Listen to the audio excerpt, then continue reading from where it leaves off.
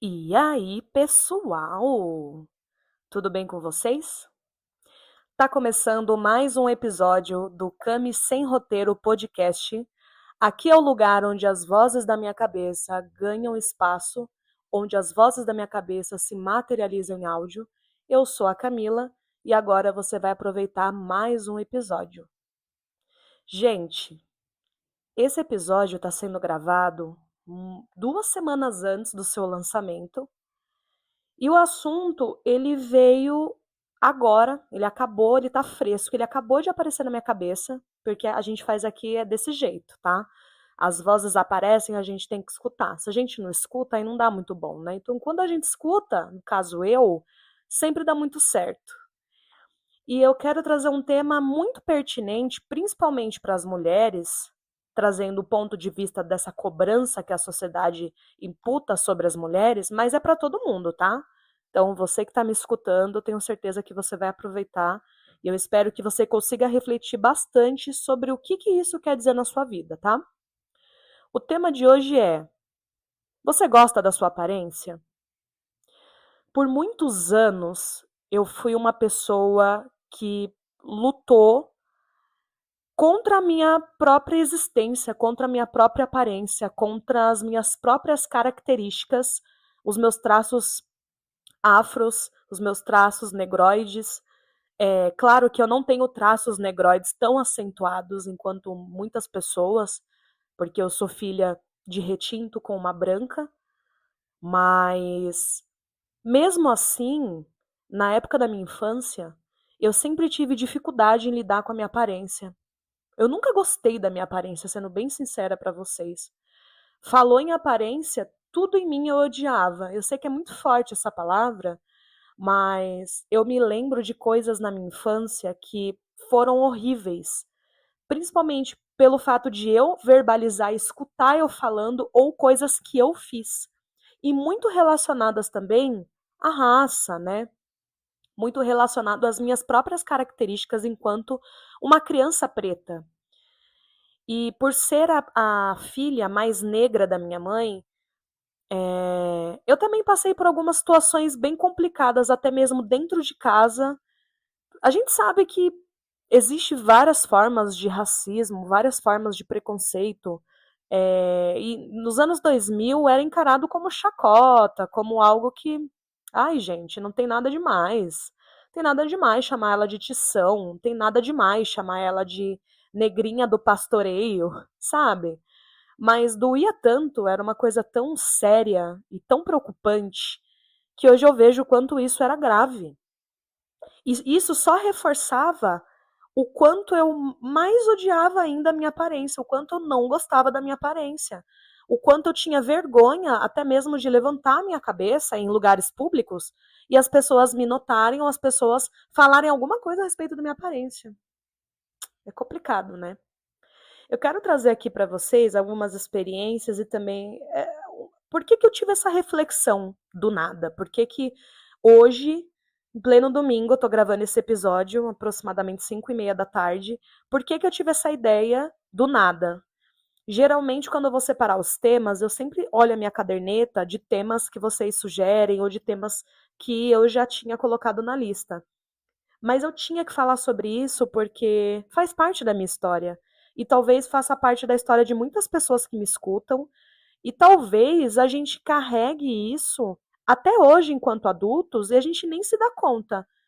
E o fato da gente refletir sobre essas coisas pode ajudar a gente a tentar entender padrões antigos, né, da infância, que a gente traz na vida adulta e fazer com que a gente consiga, assim, ressignificar esses padrões e transformar esses padrões em efeito rebote. Ao invés da gente se depreciar, a gente começa a se exaltar. E nada mais do que você se cuidar, se amar e se preservar é você entender que você também é uma pessoa que tem ótimas qualidades e ótimas características físicas, vamos falar assim também. E beleza, ela é diferente para todas as pessoas. O importante é como você se vê e se você se sente bem com isso, né? Eu lembro que na minha infância eu tinha o cabelo sempre muito crespo, né? Muito, muito. Ele era mais crespo do que ele é hoje, tá? Dizem que o fio ele muda conforme a pessoa vai envelhecendo, e o meu mudou bastante. O meu cabelo ele era muito mais fino do que ele é hoje, então ele embaraçava com mais facilidade. Cabelo infantil é assim mesmo, né? Ele geralmente embaraça com mais facilidade. A criança também não tem muita paciência, né, para ficar ali arrumando o cabelo, mexendo o cabelo. E eu era uma criança extremamente, assim, preguiçosa com o meu cabelo. Eu não gostava de arrumar meu cabelo, gente. Tem uma história que hoje eu dou risada, mas é uma história bem, assim, complicada. Quando eu era criança, eu não gostava de arrumar meu cabelo, porque eu não gostava do meu cabelo. Eu realmente não gostava do meu cabelo e era algo que me deixava chateada mesmo, me deixava mal. E principalmente com a zoação da família, principalmente, que reforçava esse estereótipo do meu cabelo ser muito crespo, muito afro e grande, eu ouvia coisas muito ruins, então isso reforçava cada vez mais a raiva que eu tinha sobre essa característica do meu cabelo. Então eu costumava usar um chapéuzinho. Não sei se vocês estão me escutando, são da época do RBD, do Rebelde. Lembra a Mia Colucci? Ela não tinha um chapéuzinho na primeira temporada, que era de cowboy, era rosa com uma estrela no meio? Eu tinha um chapéuzinho assim, rosa, mas ele não tinha estrela, ele não era duro. Ele era um chapéu tipo de tecido mesmo, mas ele dava para fazer estilo cowboy. E aí, o que eu fazia? Eu pegava meu cabelo, jogava todo pra trás e ficava com esse chapéu, gente, juro por Deus, a semana inteira usando esse chapéu. E o pessoal da minha família já não sabia mais o que fazer, né? Minha mãe trabalhava que nem uma condenada, não tinha tempo. Os meus irmãos cuidavam de mim, mas os meus irmãos também tinham as tarefas de casa, eles tinham também que estudar para a escola, porque eles estavam na fase escolar. Eles tinham outras coisas para resolver. Então, não dava. E eu era uma criança muito, mas muito, muito atentada.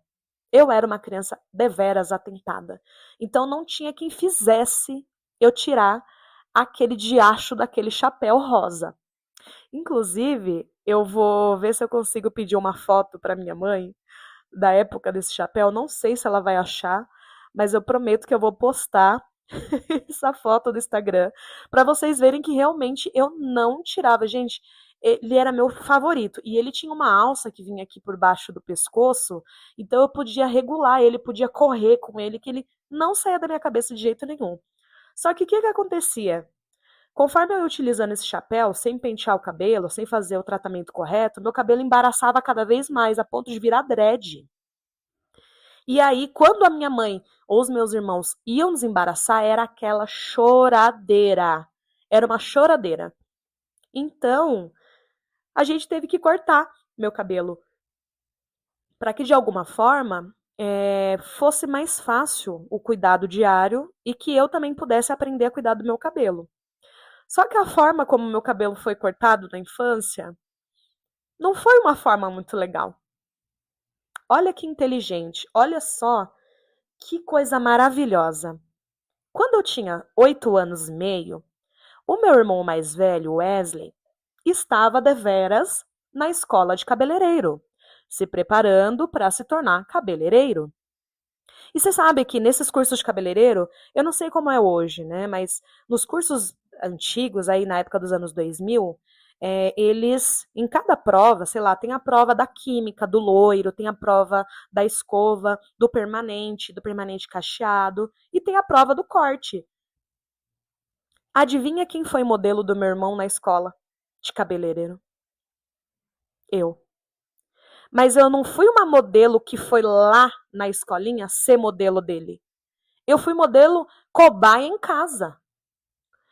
E o meu cabelo, ele já era um blackzão, ele já era um cabelo bem black, e a minha mãe, ela fazia relaxamento para amolecer os cachos, para que eu tivesse mais facilidade ali de cuidar, porque realmente eu não conseguia cuidar do meu cabelo crespo. Então a minha mãe, ela fazia um pouco de guanidina para amolecer esses cachos, para deixar o meu cabelo cacheado e não crespo, porque o meu cabelo ele é um mix, né, de cacho com crespo.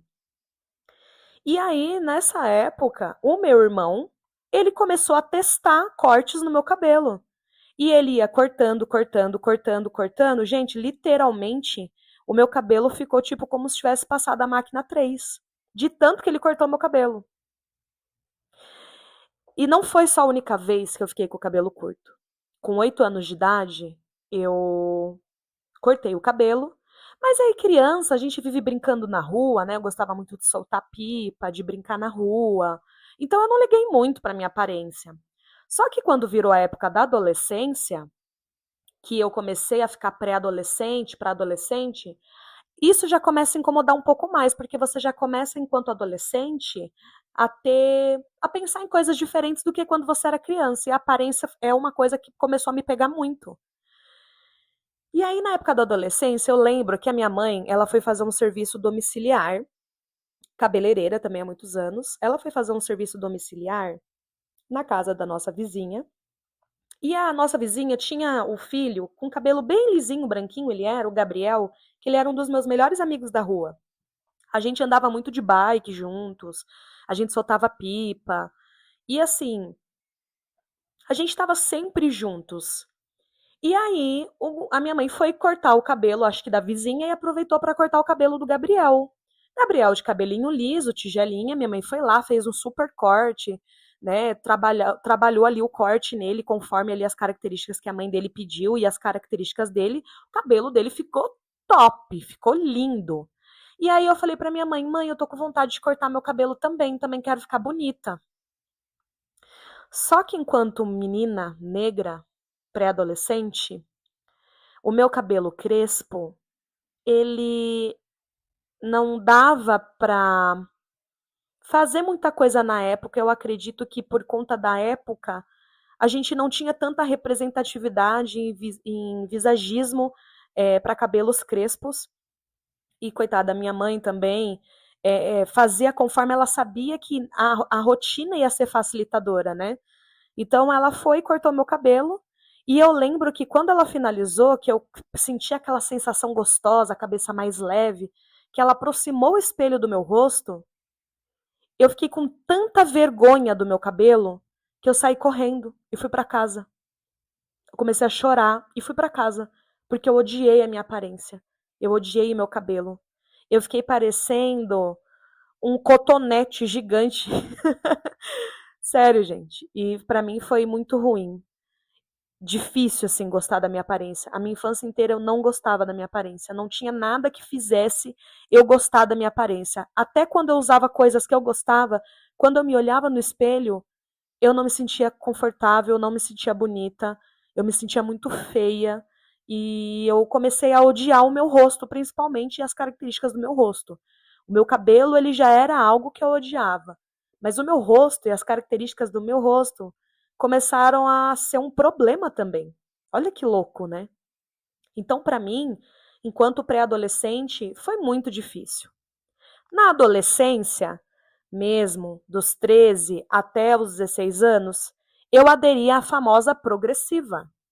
Na época, lançou a progressiva, e aí tinha a progressiva de chocolate, tinha a progressiva de abacate, tinha a progressiva de tudo quanto é jeito. E aí, a primeira vez que eu fiz progressiva, eu tinha mais ou menos uns 13 anos, foi a primeira vez que eu me senti bonita de verdade, que eu gostei da minha aparência. Foi com o meu cabelo alisado. E aí eu comecei a aderir à progressiva, aderir a outras formas de vestimenta que não eram vestimentas confortáveis, não eram vestimentas que faziam parte da minha personalidade. Muitas vezes eram vestimentas que faziam parte da personalidade da minha irmã mais velha, porque eu tinha muito ela como referência, ela sempre foi muito bonita. A Késia sempre foi uma pessoa extremamente bonita, elegante, estilosa. Eu lembro que eu via ela se arrumando e eu pensava, caramba, eu quero ter o corpo dela, eu quero ter essa aparência, essa confiança que ela tem em se vestir. E gostava muito das características físicas da minha irmã. E uma das coisas preocupantes na época é que minha irmã, ela é muito mais clara que eu. E aí eu olhava para a cor da minha irmã e ficava às vezes meditando assim, caramba, por que eu não sou mais clara? Eu passo tanto racismo dentro da escola, até mesmo dentro de casa, algumas palavras que eles falam para mim me machucam tanto. E quando eu falava que machucava, era levado como brincadeira, não é nada demais. Depois tem um plot twist, tá? que eu vou contar para vocês um pouco mais para frente sobre isso, sobre essa questão de eu querer ser mais clara e pelo fato de eu ser uma criança mais escura dentro da família, eu sofri alguns tipos de comentários bem ruins. Depois eu conto para vocês, não vou esquecer. Mas eu me lembro de olhar para as características físicas da minha irmã e querer ser muito parecida com ela. Então eu copiava muito o estilo da minha irmã. O estilo de calça jeans, camiseta, até o cabelo, até a forma de escovar e pranchar o cabelo. Eu lembro também que pegou muito forte na época que a Beyoncé veio para o Brasil. Eu acho que foi também nessa época aí que eu já estava já adolescente e finalizando o ensino colegial. E ela veio com aquele cabelo cheio de ondinhas, né, de babyliss, o cabelo mais curtinho e tudo. E aí isso ficou muito presente, assim, aquela mulher negra com cabelo loiro, empoderada e cheio de ondinha no cabelo. E aí eu lembro que a minha irmã começou a fazer isso, começou a usar muito babyliss e eu também comecei a usar babyliss. Anos se passaram, muitos e muitos anos. Eu já mais velha, com os meus 20, 21 anos, continuei a aderir ao cabelo alisado, cabelo progressivado, e a minha fixação pelo cabelo, o cabelo ele norteava toda a minha autoestima. Se o meu cabelo tivesse com uma onda, com a raiz um pouco mais crescida, cacheada, era o fim da picada para mim. E aí eu aprendi a fazer progressiva em mim mesma, babyliss, aprendi a cortar meu próprio cabelo, aprendi a fazer tudo, mesmo com cabelo liso. Então eu continuei não gostando da aparência, mas mesmo assim ela deu uma melhoradinha, sabe? Porque mesmo com cabelo liso, tinha todo aquele estereótipo e aquela preocupação. Ah, eu não posso pegar uma garoa, ah, não posso pegar sereno para ir trabalhar, senão a raiz vai aumentar. Ai, não posso, não posso. Então, era uma escravidão mesmo. Eu era escrava do meu cabelo. E o meu cabelo norteava toda a minha autoestima. E eu continuava não gostando da minha aparência. Eu acho que, na real, amenizou o sentimento de repulsa da minha aparência, mas depois de um tempo foi melhorando, foi aí se melhorando. Eu passei por um relacionamento abusivo, saí desse relacionamento abusivo e me cansei de usar cabelo liso. Simplesmente comecei a deixar meu cabelo natural crescer. Eu comecei, realmente, eu chutei o balde, eu falei, eu não vou mais fazer nada do que os outros gostam, eu vou tentar seguir meu próprio estilo, eu vou fazer o que eu gosto. E aí, aos poucos, eu fui introduzindo coisas legais dentro da minha autoestima, dentro do meu estilo, dentro do que eu gostava. A internet também na época, as blogueiras cacheadas também me ajudaram bastante a gostar de cuidar do cabelo cacheado, aprender técnicas e dicas importantes para você gostar de cuidar de um cabelo crespo e cacheado. Então, como ficou muito forte essa onda de blogueiras, de blogs, de youtubers, eu comecei a seguir vários canais que davam dicas sobre como cuidar de cabelo cacheado e isso me motivou a fazer com que eu não desistisse da transição capilar. E, novamente, como o cabelo ele sempre foi algo que norteou a minha aparência nessa época, eu peguei muito firme nisso. Falei, eu não vou desistir, é isso que eu vou fazer. Então, eu consegui passar pelo Big Shop. O Big Shop é grande corte, né? Aí para as cacheadas que já conhecem esse termo, eu fiz o Big Shop, minha irmã fez para mim. Eu cortei meu cabelo bem curtinho, tirei toda a progressiva e a química e fiquei novamente com aquela aparência daquela Camila que cortou o cabelo na casa do amigo, mas que odiou a aparência. Mas sabe qual que é o engraçado? Eu tava com o mesmo rostinho de, sei lá, 15 anos atrás. Só que eu não odiei a minha aparência. Eu olhava para o espelho e eu podia ver as características do meu rosto de uma forma mais intensa, de uma forma mais aberta. E aí eu comecei a reparar que não era só o cabelo que me fazia me sentir bonita. Que para eu gostar da minha aparência, eu não precisava focar só no meu cabelo. Tinha outras coisas que eu podia dar importância que iam me fazer me sentir feliz, sabe? Não sei se para vocês é assim, por isso que eu falo que para as mulheres a cobrança da aparência, ela é muito grande. Ela é extremamente grande. A gente vive num mundo sexista que, assim, tudo bem para um ator que envelheceu, ficou com uma barriguinha maior, ele tá lindo. Mas se uma atriz tiver, sei lá, acima do peso, não tiver usando maquiagem, ou se ela tiver com linhas de expressões muito acentuadas, ela tá horrorosa. Por que que pro cara barrigudo, vamos lá, vamos falar o português claro, acabado, ele envelheceu bem como vinho, e a mulher, ela tá ali com o mesmo processo de envelhecimento, é a mesma coisa e a cobrança para ela é maior. Porque a gente vive num mundo altamente sexista. E isso é uma droga, e isso se potencializa cada vez mais quando a gente traz para o âmbito das mulheres negras. Que daí ferrou, né? Que mulher negra, a gente já sabe que dentro da escala da pirâmide social, nós estamos lá embaixo, né? A gente está na raspa do tacho. Vamos falar o português aqui bem claro. E a cobrança é muito maior. Você não pode ter o cabelo muito crespo. Ah, mas se ele for muito crespo, ele tem que ser gigante, igual o da Thaís Araújo. Tem que ser gigantesco, enorme. Não pode ser curtinho. Ah, se você for uma mulher negra retinta, você tem que ser sarada. Você tem que ser sarada, você não pode ser uma mulher gorda, você não pode ser uma mulher acima do peso, você tem que ser sarada, você tem que ser fitness, você tem que ser posturada. Pô, não tem como, né, gente? Vamos combinar, né? Quem é CLT, principalmente, malemar, a gente consegue ir para uma academia e a gente sabe que essas pessoas que têm um corpo totalmente negativo, o corpo totalmente trincado, são pessoas que têm dinheiro e tempo para investir num corpo desses, né? Então, é uma realidade que foge muito aí do nosso padrão. Depois que eu comecei a usar o meu cabelo natural curto, eu comecei a prestar mais atenção, né, em relação à minha aparência em outros aspectos. Então, eu comecei a prestar mais atenção em coisas que antes eu não prestava atenção, nos meus pés, nas minhas mãos, nas minhas pernas. Comecei a utilizar mais acessórios. Eu comecei a identificar quais eram os estilos de roupas que eu gostava. E aí que eu conheci a moda streetwear. E aí a minha aparência ela foi mudando porque eu fui fazendo outras coisas, fui fazendo skincare, cuidando da minha pele, que era algo que eu não cuidava.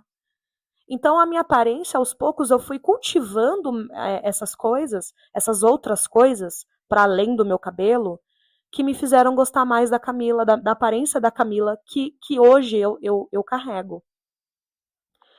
Então, com 21 anos, eu passei pelo Big Shop, passei pela transição capilar, e aí eu consegui prestar atenção em outras coisas da minha aparência e comecei a gostar mesmo, de verdade, das minhas características.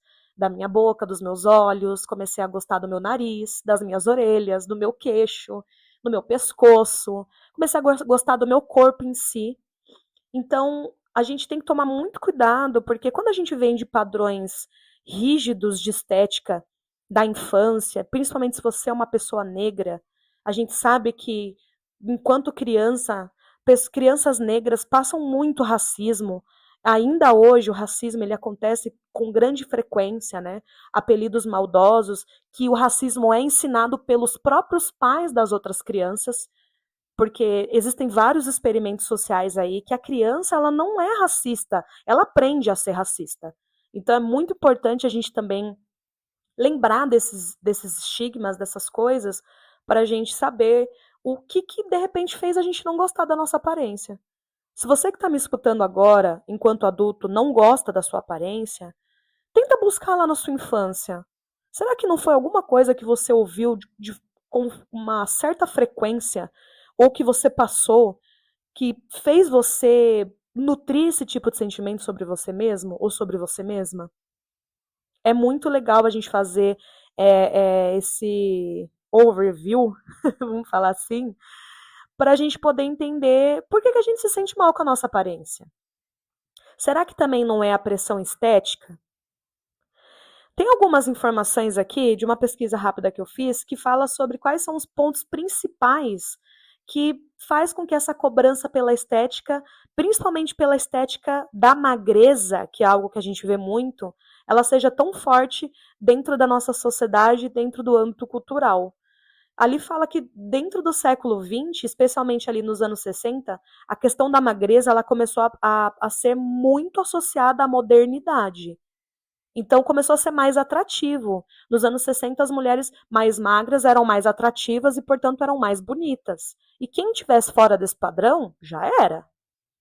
Depois, com o avanço dos anos, a mídia, a publicidade, também reforçou esse padrão, né? As revistas, os filmes, principalmente as nossas redes sociais, reforçaram imagens de corpos mais magros, com ideias totalmente constantes de que a magreza era algo bonito. Gente, é só você lembrar da Malhação, a novela Malhação.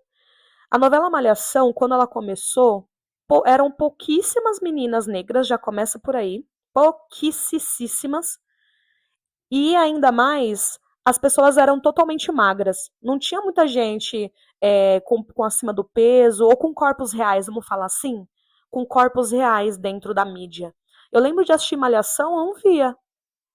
Tanto é que quando saiu a novela Da Cor do Pecado, com a Thaís Araújo, eu fiquei em choque. Porque eu vi uma mulher negra dentro da televisão em horário nobre e eu falei, eu me pareço com ela. E as pessoas também ao redor falavam, nossa, falava pra minha mãe, ô Roseli, a sua filha parece a Thaís Araújo, né? Olha o cabelo dela. Também era a única mulher negra que aparecia na mídia e eu não tinha nada a ver com a Thaís Araújo, gente. Nada a ver. Sabe o que é nada a ver com a Thaís Araújo? Não tinha nada a ver. Nem a curvatura do nosso cacho é igual, não tem nada a ver. Mas era a única representatividade que tinha para ser falada. Camila Pitanga, outra, super famosa, linda, maravilhosa também. Inclusive foi uma das inspirações também para minha mãe me dar meu nome, entre outras, mas eu lembro de as pessoas falarem muito, nossa, olha, ela tem os traços da Camila Pitanga. Porque a Camila Pitanga, ela não tem traços negroides tão acentuados, ela tem traços mais, vou usar um termo que eu não gosto, mas é mais para vocês entenderem o que eu quero falar. Ela tem traços mais afinados, né? Deu uma boa misturada ali, né, na família dela, os genes do pai e da mãe. Então a Camila Pitanga tem um nariz um pouco mais fino, né, o queixo mais marcado, entre outras coisas. Que eu detesto, principalmente quando alguém me elogia falando: "Nossa, você é uma preta de traços finos". Esse elogio, gente, ele é terrível, porque isso só faz reforçar cada vez mais o estereótipo de que os outros tipos de traços negros, os traços mais grossos, mais acentuados, não são bonitos. E isso também é uma forma velada de racismo, isso é uma microagressão. Mas voltando um pouco mais sobre esses pontos principais, tem outra coisa também que é o impacto psicológico, né? Muitas mulheres, falando agora da cobrança pela beleza e sobre gostar da aparência, muitas mulheres elas se cobram demais, têm autoestima muito baixa e acaba tendo até distúrbios alimentares e de ansiedade. Olha como isso é verdade. Eu vi uma matéria que passou no Instagram, assim, uma matéria de um jornal, e depois eu vi uma influencer reforçando essa matéria. Então ela pegou o recorte da matéria e foi fazer uma pesquisa de campo. Ela perguntou para uns 30 homens se eles gostavam da aparência deles.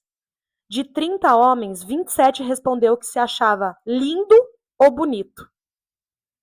Ou seja, mais de 90% aí dos homens se acham lindos ou bonitos. E assim, os camaradas que ela perguntava, gente, era cada canhão, só por Deus. E aí ela fez o mesmo experimento com outras 30 mulheres. Ela perguntou para 30 mulheres, escuta aqui, você gosta da sua aparência? E das 30 mulheres, tipo, umas 12 responderam que gostavam, o restante falou que não gostava. Olha que louco isso. Então, tipo, um pouco menos de 56% das mulheres, principalmente do Brasil, não se acham bonitas. Você vê como que a cobrança sobre gostar da sua aparência, trazendo para o âmbito feminino, ela é muito maior, devido também a todas as outras questões que a gente já vê por aí, né? Relacionadas ao patriarcado, ao machismo, entre outras coisas que são repercutidas na nossa sociedade de uma forma muito exacerbada. Então, isso fica muito evidente no dia a dia, para as pessoas. É muito louco isso. Isso tem um impacto psicológico terrível, né? Fala um pouco também mais sobre mudanças recentes, né? Então, conforme vai mudando a época, a gente vai percebendo que as pessoas também vão mudando, alguns conceitos vão surgindo, e alguns conceitos que antes não eram tão lembrados, eles começam a ter um reforço, um fortalecimento por algumas comunidades de uma forma muito bonita.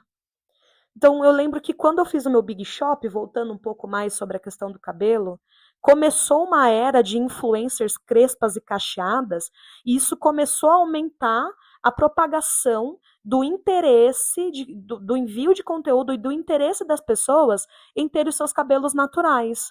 Com isso, a indústria olhou para isso como uma oportunidade e começou a fabricar ainda mais produtos para cabelos crespos e cacheados. Então, essa indústria cresceu muito, porque as pessoas começaram, de fato, a abandonar a progressiva, a abandonar a química, a fazerem grandes cortes, os big shops, e começaram a trazer aí essa questão da naturalidade dos fios para si. Eu comecei a gostar mesmo da minha aparência depois que eu fiz o Big Shop, porque eu comecei a olhar para outras coisas. E nessa mesma época, lembra que eu falei para vocês alguns minutos atrás nesse episódio que eu passei por racismo até mesmo dentro de casa, mesmo que de forma velada, eu passei por microagressões dentro de casa, grandes agressões também, mas eu lembro de uma coisa que até hoje mexe comigo. A minha irmã mais velha, um dia, ela me ligou chorando, estava abalada, emocionada, e ela falou assim pra mim: nega, meu apelido em casa, eu quero te pedir desculpas por todas as vezes que eu proferi comentários racistas pra você enquanto a gente era criança e adolescente. Me perdoa por isso. Hoje eu vejo quanto isso foi extremamente errado, extremamente podre, extremamente errado mesmo, e sem nenhum tipo de cuidado com você.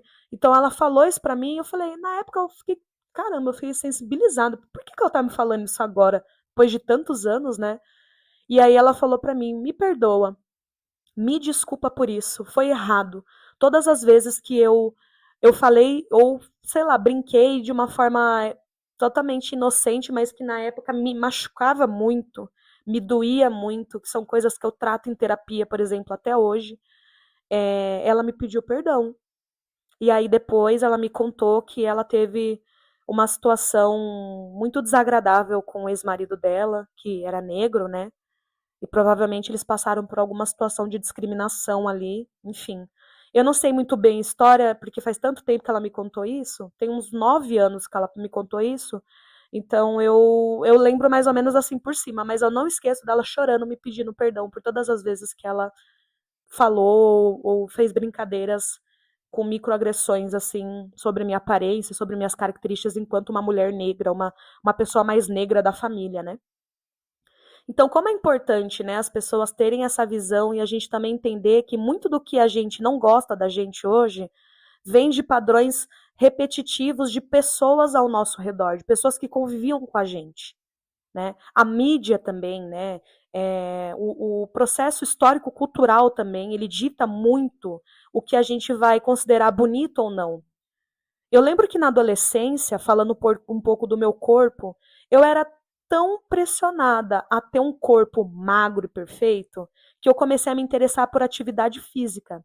Então eu sempre joguei bola, sempre fiz esporte, sempre andei de bike. Esses esportes sempre foram muito presentes. Mas quando eu conheci a musculação, eu conheci primeiro os exercícios diários em casa. Lembra aqueles aplicativos, exercício diário, que você baixava no celular e aí você tinha uma meta e você fazia os exercícios conforme aquela meta ali do aplicativo. Eu lembro que eu era tão viciada em fazer funcional em casa que eu fazia 450 abdominais por dia. Quando eu tinha 14 anos, eu tinha a barriga trincada. Simplesmente porque eu via e consumia as coisas da mídia e também na escola de que falavam que era bonito as meninas terem a barriga trincada, a barriga chapada. Só que assim, a que custo? A grande dor na coluna, dor nas costas, muitas vezes eu ficava me culpando quando eu não conseguia atingir essa meta. Então teve uma época que eu fui sim viciada em atividade física e isso me custou muito, muito mesmo. Então olha só como é importante a gente tomar muito cuidado, né? Tudo isso porque eu buscava um estilo de aparência que eu achava que era o que seria ideal para mim. E até hoje, tá, gente? Eu tomo muito cuidado para não cair nesse tipo de padrão e para não ser consumida por esse tipo de vício mesmo, né? Hoje eu gosto de mim estando mais magra ou estando um pouco mais acima do peso. Claro que eu tento fazer um certo controle, eu estava falando até para minha namorada esses dias, que a gente começou a namorar e o namoro me fez engordar 6 quilos, porque a gente se encontra, a gente faz uma comidinha ali, faz uma comidinha aqui, sai pra jantar ali, a gente faz um piquenique aqui. Então, as duas acabaram engordando um pouco. Mas eu engordei um pouco mais, porque eu sou muito mais comilona que ela, muito mais. E eu também luto contra a compulsão alimentar, né, pela questão da ansiedade também.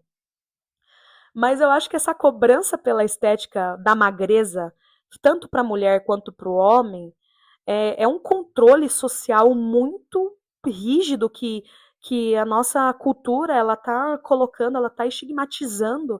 E se a gente não tomar cuidado, a gente vai começar a ampliar esse tipo de padrão e a gente vai realmente enlouquecer. Então, hoje, o que te faz gostar da sua aparência? Hoje eu tô um pouco mais acima do peso, mas eu continuo gostando muito da minha aparência. Por quê? Porque eu consigo nutrir coisas no meu dia a dia que me fazem gostar da minha aparência. Então, isso é uma somatória de fatores. Eu sempre estou voltando na minha infância para tentar buscar esses tipos de situações que eu passei para que eu não repita esse comportamento. Por que eu falo isso? Quando eu comecei a morar aqui no centro da cidade, eu comecei a ter mais contato com os brechós, né, com outros tipos de tecidos, e aí eu me apaixonei pela cultura da dureg, do lenço, essa cultura muito dentro da cultura hip hop, da cultura preta. Então eu comecei a comprar bastante lenço, bastante dureg, e aí eu fiquei viciada em usar dureg, porque eu acho lindo, achei que ficou muito legal em mim, eu gostei da forma como eu me senti. Só que o que acontecia? Eu fiquei tão viciada em usar dureg que eu não queria mais usar meu cabelo solto. E sabe qual que é o pior, gente? Eu comecei a achar que o meu cabelo não era mais bonito. Olha só. Ai, meu cabelo tá curto demais. Ai, ele não tá fazendo cacho, não. Ai, ele não tá cacheando direito. Ai, a finalização não tá dando certo. Ai, não tô tendo paciência já que não tá finalizando do jeito que eu quero, então eu vou usar dureg. Só que isso começou a abafar muito o meu cabelo, gerar um frizz muito grande, e aí ele começou a embaraçar novamente, voltando para aquela época do meu cabelo, quando eu usava aquele chapeuzinho rosa, sabe? E aí, aos poucos, eu fui introduzindo outras coisas para deixar meus cachinhos mais soltos e gostando um pouco mais da minha aparência com o cabelo solto também. Então, você vê como é difícil? A gente, sem perceber, a gente pode cair em qualquer tipo de estigmatização que a sociedade está imputando pra gente. Principalmente agora nessa onda da magreza, com essas canetinhas de Monjaro, entre outras coisas, em pique, a gente pode facilmente cair na tentação. Não tô falando aqui que quem usa é errado, tá? Quem usa, ó, um beijo, continue usando, claro, se não estiver te fazendo mal, se você tiver uma prescrição médica, se você for uma pessoa consciente, vai na fé, vai minha filha, vai meu filho, usem. O que eu tô querendo dizer é, não deixar que esses tipos de coisas ditem se a gente gosta ou não da gente. A gente tem que gostar da gente em primeiro lugar, da nossa aparência, e a gente quer buscar um estilo de aparência que vai fazer a nossa saúde ficar um pouco melhor? Beleza, vai. Só que a gente não pode colocar o nosso gostar, a nossa sensação de satisfação e prazer com a nossa aparência nessas coisas. Essa é a jogada, sabe? É isso que a gente tem que colocar na nossa cabeça para a gente não se perder. E por que eu tive essa ideia? Eu estava tomando sol hoje no parque, bem garota, bem marota, fui andar de bicicleta, né? Voltei aos poucos a introduzir a bike, aí depois do carnaval dei uma pressionada no meu joelho ficou uma maçaroca, né? Com uma paçoca aqui dentro do meu joelho. Então agora que ele deu uma desinchada, eu tô voltando a andar de bike. E aí fazendo um tour pela cidade, eu fui na Paulista andar de bicicleta, fiz um treino, desci, fui tomar um sol no Parque Augusta. E aí, o que aconteceu? Como eu não fui de biquíni, eu fui com shorts de ciclista, e aí eu fui com uma camiseta, tava com um top por baixo, e eu tirei a minha camiseta. Como eu engordei um pouquinho mais durante esses meses, ficou umas sobrinhas, uns baconzinhos assim, sabe? Pouquinho assim acentuado do shorts. E aí eu comecei a olhar pra minha barriga e comecei a ficar com vergonha. Sei lá, comecei a me sentir mal do nada. Mas não era, nossa, tô feia, horrorosa. Mas era assim, ai, que desconforto. Essas gordurinhas minhas aqui saindo pra fora, ai, que feio. Comecei, ai, será que eu tô feia? E fiquei nessa brisa. E aí eu fiquei depois, nossa, pra quê, né? Aí eu levantei assim, fiz um 360 assim lá no pátio do parque. vi pessoas diversas, pessoas bem magrinhas, pessoas mais cheias, pessoas gordas, vi pessoas de tudo quanto é jeito, de tudo quanto é jeito mesmo, essa é a diversidade. E aí eu fiquei depois, nossa, Camila, para com isso, sabe? É super normal, são coisas normais, né? Eu não trabalho com isso, eu não trabalho com o meu corpo, né? Não sou como a Nicole Balls, eu não sou uma embalagem, ela é uma embalagem, eu não sou uma embalagem, né? Eu não trabalho com imagem. Mas, brincadeiras à parte, eu meio que, sem perceber, caí nessa cobrança da minha aparência. Então, se eu ficasse pensando muito nisso e não tivesse dado esse 360 lá no parque para ver a diversidade, eu estava pensando nisso de uma forma deturpada até agora. E aí veio a ideia de gravar o podcast. Como é importante a gente sempre estar olhando e sempre estar exaltando as nossas características. É muito importante a gente fazer isso. Parece que não, mas é muito importante. Eu até brinco aqui em casa de vez em quando eu vou na casa da minha mãe, ou quando minha namorada tá aqui, eu sempre falo, na moral, sou bonita pra caramba, hein, mano? Sou bonita, hein? Ela fala, é mesmo? Eu falo até pra minha mãe, mãe, olha, a senhora não tem útero, não. A senhora não tem útero. A senhora tem uma fábrica de beleza. E ela dá risada, sabe? Então, eu brinco, mas eu falo de verdade, porque eu me sinto dessa forma. Eu batalhei muito para gostar da minha aparência, então eu não posso deixar que coisas externas, opressões ou estigmatizações, perdão, da sociedade façam com que eu perca tudo isso aí que eu conquistei. Hoje eu gosto da minha aparência por completo, dos pés à cabeça, mas demorou muitos anos para eu gostar disso. 30 anos para eu gostar da minha aparência. Você percebe o quanto que eu não trilhei, não passei ataques, microagressões, racismo, misoginia dentro de relacionamentos abusivos, sexualismo, eu fui sexualizada em muitos relacionamentos enquanto mulher negra, e por aí vai. Então, para eu gostar da minha aparência, demorou. Eu não vou deixar nada hoje fazer com que nada ou ninguém fazer com que eu perca todo esse sentimento e todo esse prazer, né?